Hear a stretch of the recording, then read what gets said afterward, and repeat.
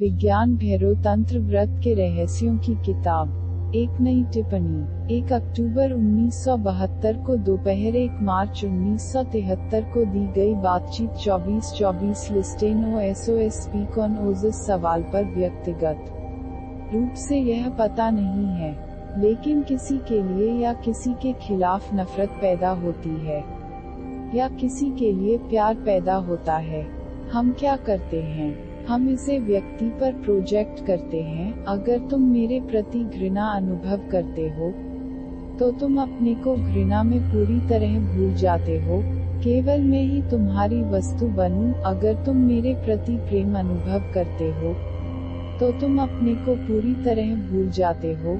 केवल मैं वस्तु बन गया। आप अपने प्यार या नफरत या किसी भी चीज को मुझ पर पेश करते हैं। तुम अपने होने के आंतरिक केंद्र को पूरी तरह भूल जाते हो। दूसरा केंद्र बन जाता है। यह सूत्र कहता है कि जब नफरत पैदा होती है या प्यार उठता है या किसी के खिलाफ या उसके खिलाफ कोई भी मूड होता है, तो उस व्यक्ति पर सवाल मत करो। याद रखें, आप इसके स्रोत हैं। मैं आपसे प्यार करता हूँ। साधारण भावना यह है कि आप मेरे प्यार के स्रोत हैं।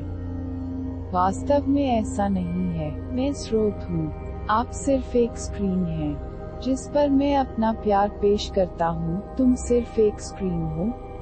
मैं आप पर अपना प्यार पेश करता हूँ और मैं कहता हूँ कि आप मेरे प्यार के स्रोत हैं। यह तथ्य नहीं है, यह कल्पना है। मैं अपनी प्रेम ऊर्जा आकर्षित करता हूँ और इसे आप पर आधारित करता हूँ। उस प्रेम ऊर्जा में आप पर आधारित आप प्यारे हो जाते हैं। आप किसी और के लिए प्यारे नहीं हो सकते हैं। आप किसी और के लिए बिल्कुल प्रतिकारक हो सकते हैं। क्यों? यदि आप प्रेम के स्रोत हैं तो हर कोई आपके प्रति प्रेम महसूस करेगा, लेकिन आप स्रोत नहीं हैं। मैं प्रेम को प्रोजेक्ट करता हूँ, फिर तुम प्यारे हो जाते हो। किसी को नफरत है, तो आप प्रतिकारक बन जाते हैं और कोई भी व्यक्ति कुछ भी प्रोजेक्ट नहीं करता है। वह उदासीन है। उसने आपकी ओर देखा भी नहीं होगा। क्या हो रहा है? हम दूसरों पर अपनी मनोदशा का अनुमान लगा रहे हैं। यही कारण है कि यदि आप अपने हनीमून पर हैं, तो चंद्रमा सुंदर, चमत्कारी, अद्भुत लग रहा है। ऐसा लगता है कि पूरी दुनिया अलग है। और उसी रात अपने पड़ोसी के लिए यह चमत्कारी रात शायद अस्तित्व में न हो। उनका बच्चा मर गया है। फिर वही चांद सिर्फ दुखी, असहनीय है, लेकिन आपके लिए यह करामाती, आकर्षक है। यह पागलपन है। क्यों? क्या चंद्रमा स्रोत है या चंद्रमा सिर्फ एक स्क्रीन है और आप अपने आप को प्रोजेक्ट कर रहे हैं? रिमेन केंद्रित। याद रखें कि आप स्रोत हैं, इसलिए दूसरे की ओर न जाएं। स्रोत की ओर बढ़ें। जब आप नफरत महसूस करते हैं, तो वस्तु पर न जाएं। उस बिंदु पर जाएं जहां से नफरत आ रही है। उस व्यक्ति के पास न जाएं जिस पर वह जा रहा है, लेकिन केंद्र में जहां वह आ रहा है। केंद्र में जाओ, भीतर जाओ। स्रोत से अपने आंतरिक केंद्र की ओर एक यात्रा के रूप में अपने नफरत या प्यार या क्रोध या कुछ भी उपयोग करें। स्रोत पर जाएं और वहां केंद्रित रहें। यह एक बहुत वैज्ञानिक, मनोवैज्ञानिक तकनीक है। किसी ने तुम्हारा अपमान किया है, क्रोध अचानक मिट जाता है। तुम बुखार हो जाते हो। क्रोध उस व्यक्ति की तरफ बह रहा है जिसने आपका अपमान किया है। अब आप इस पूरे गुस्से को उस पर लाद देंगे। उसने कुछ भी नहीं किया है। अगर उसने आपका अपमान किया है, तो उसने क्या किया है? उसने आपको सिर्फ चुभया है।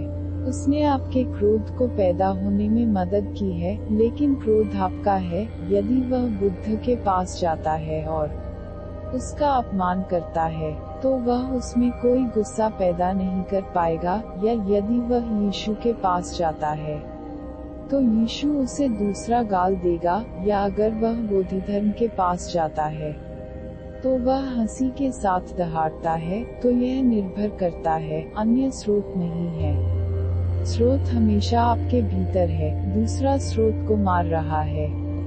लेकिन अगर आपके भीतर कोई गुस्सा नहीं है तो यह बाहर नहीं आ सकता है। अगर तुम बुद्ध से टकराते हो तो केवल करुणा बाहर आएगी क्योंकि केवल करुणा है। क्रोध बाहर नहीं आएगा क्योंकि क्रोध नहीं है। अगर आप बाल्टी को सूखे कुएं में फेंकते हैं तो कुछ भी नहीं निकलता है। पानी से भरे कुएं में आप एक बाल्टी फेंकते हैं और पानी निकलता है, लेकिन पानी कुएं से है, बाल्टी ही इसे बाहर लाने में मदद करती है। तो जो तुम्हारा अपमान कर रहा है वह तुम्हारे भीतर सिर्फ एक बाल्टी फेंक रहा है, और फिर वह बाल्टी क्रोध, घृणा या आग से भर जाएगी जो तुम्हारे भीतर थी। आप स्रोत हैं। याद रखें, इस तकनीक के लिए याद रखें कि आप हर चीज का स्रोत हैं जिसे आप दूसरों पर पेश करते हैं, और जब भी किसी के खिलाफ या उसके लिए मूड होता है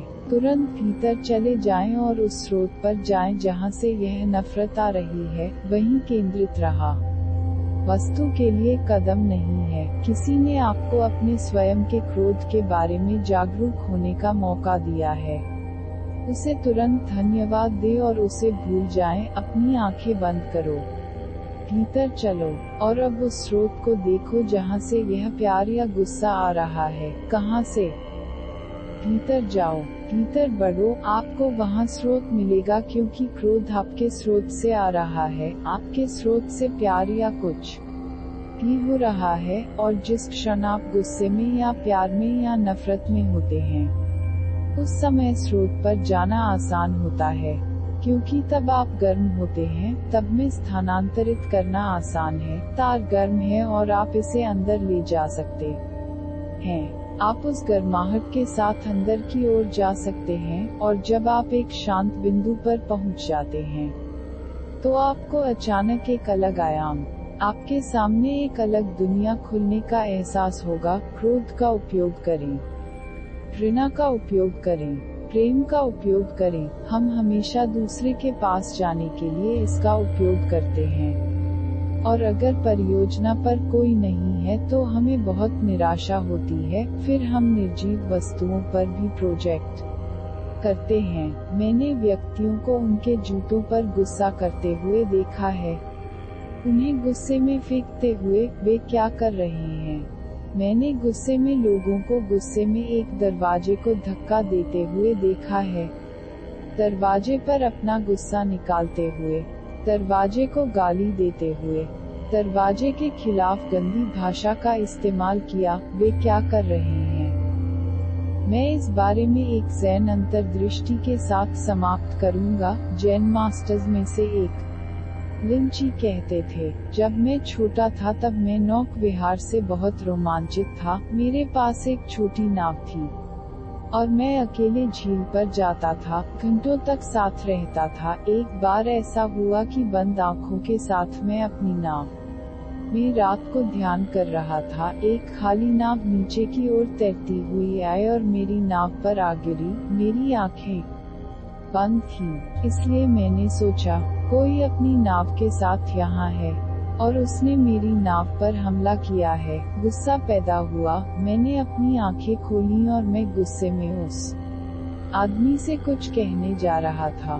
तभी मुझे महसूस हुआ कि नाव खाली है। फिर चलने का कोई उपाय नहीं था। मैं किस पर क्रोध व्यक्त कर सकता था? नाव खाली थी, यह बस नीचे की ओर तैर रही थी और इसने मेरी नाव पर आकर प्रहार किया, इसलिए कुछ करना नहीं था। क्रोध को खाली नाव पर प्रोजेक्ट करने की कोई संभावना नहीं थी। तो लिंची ने कहा, मैंने अपनी आंखें बंद कर ली। गुस्सा तो था, लेकिन बाहर निकलने का कोई रास्ता नहीं मिल रहा था। मैंने अपनी आंखें बंद कर ली और बस गुस्से से पीछे की ओर तैरने लगा, और वह खाली नाव मेरी प्रतीति बन गई। मैं उस खामोश रात में अपने भीतर एक बिंदु पर आ गया। वह खाली नाव मेरा स्वामी था, और अब अगर कोई आकर मेरा अपमान करता है तो मैं हंसता हूँ और कहता हूँ, यह नाव भी खाली है। मैं अपनी आंखें बंद करता हूँ और मैं भीतर चला जाता हूँ। इस तकनीक का उपयोग करें, यह आपके लिए चमत्कार का काम कर सकती है।